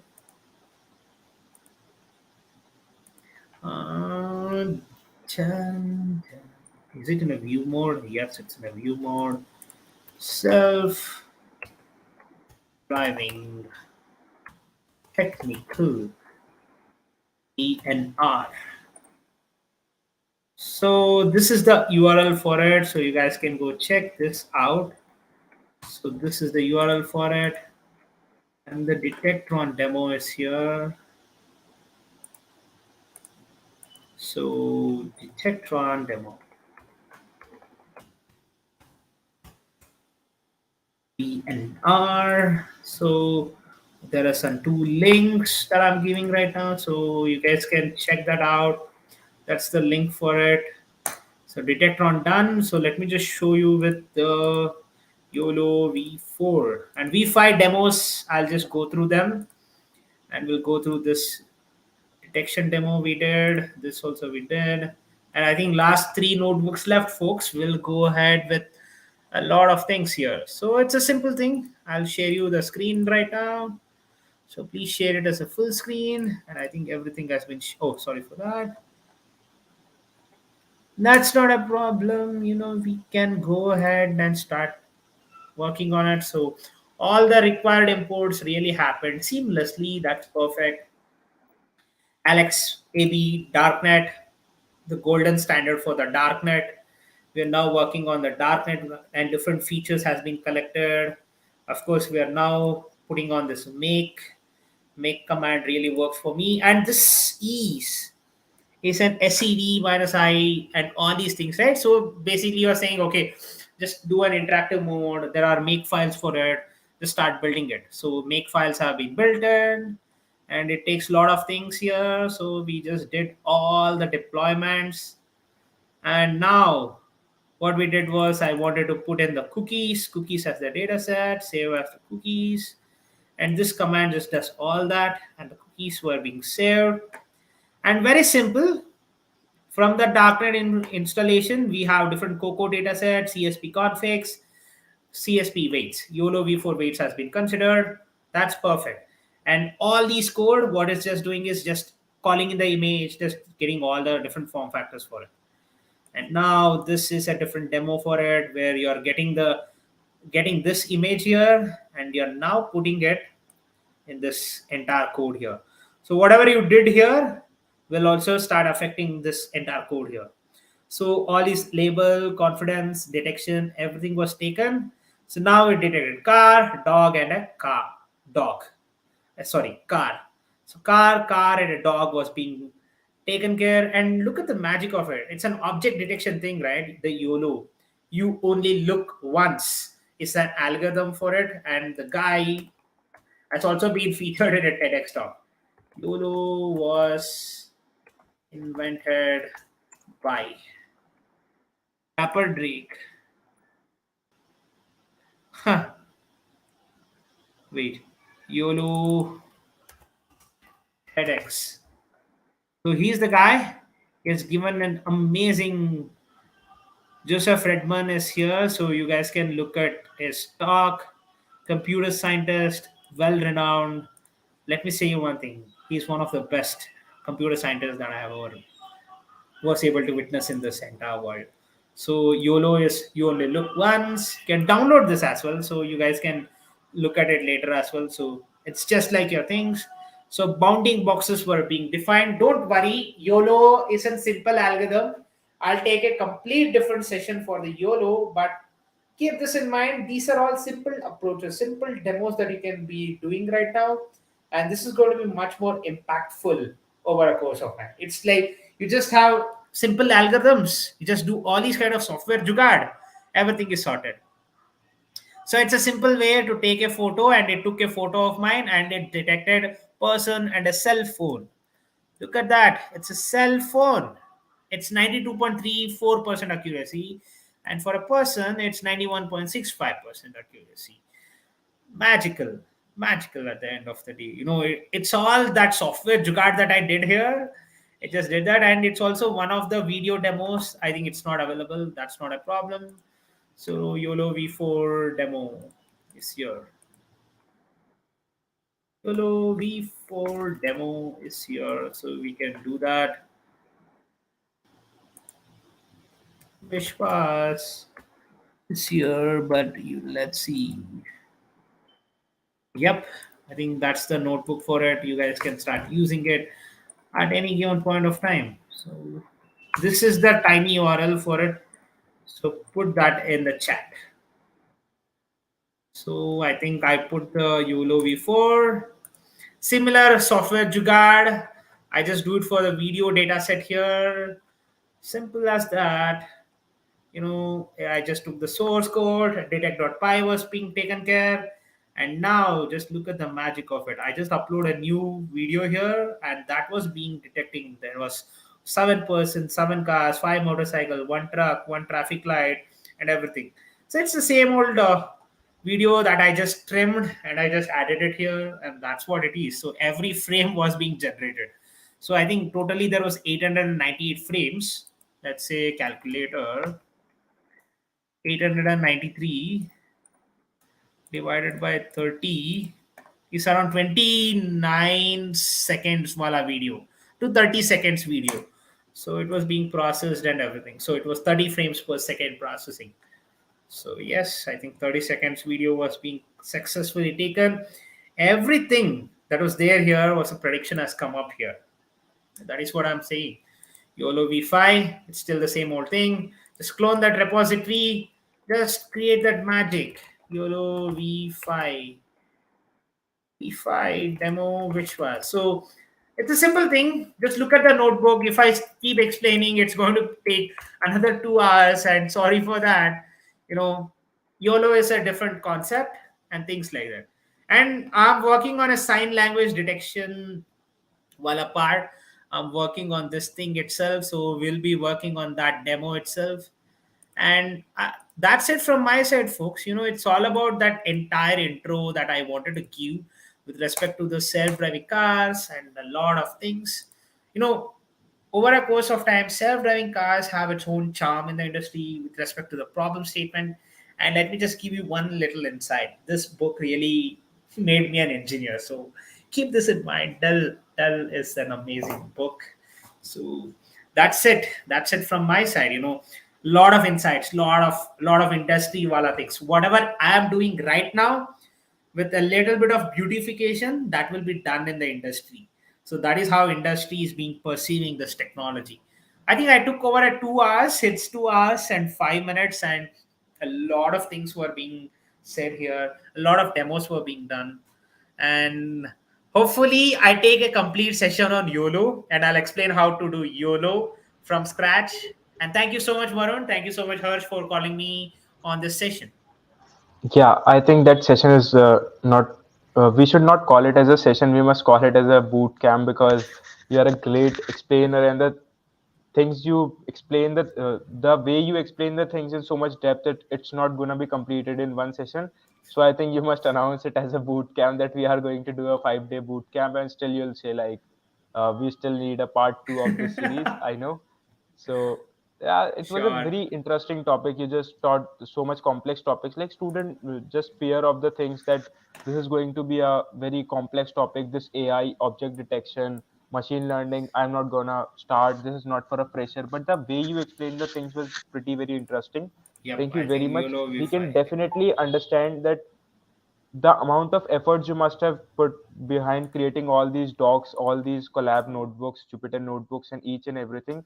It was just It's an wonderful. everyday work for me. It's an everyday work for me. I just keep learning every single day. I don't No, I stop. must say that you have been doing this work from a very long time. So this is Yeah. the thing that you think that it's just a piece of session for you. But we can literally understand for making, you know what, I can guarantee one thing that if someone is said come and just go with the basics of Azure, he is going to take it is going to take 5 hours for him to just prepare the content, then another 2 hours for him to make a PPT, then what to speak, how to speak, and he just went so thoroughly, so wonderfully, that each Yeah. and everything with each and every demos of the particles and all those chipsets and each and everything. So it was really very nice. There was nothing which was theoretical. Each and everything was hands-on session.